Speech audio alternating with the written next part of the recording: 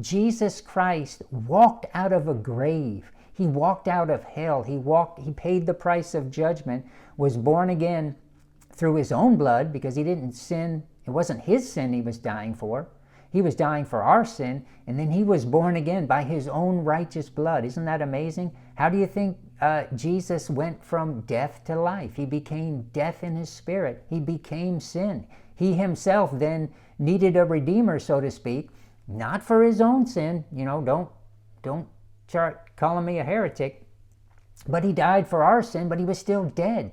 So Jesus himself had to be resurrected back to life, and he was resurrected back to life through his own righteousness, the righteousness he had when he was born of Mary, that he set aside because he became sin, and then he was born again by that same righteousness you and I are born again by, his righteousness. It is by faith.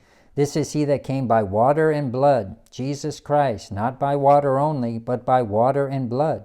And it is the Spirit that bears witness, because the Spirit is truth.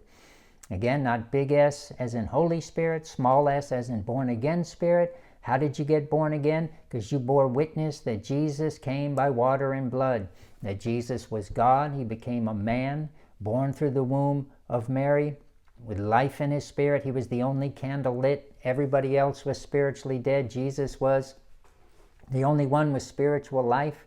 At this point, God became a son.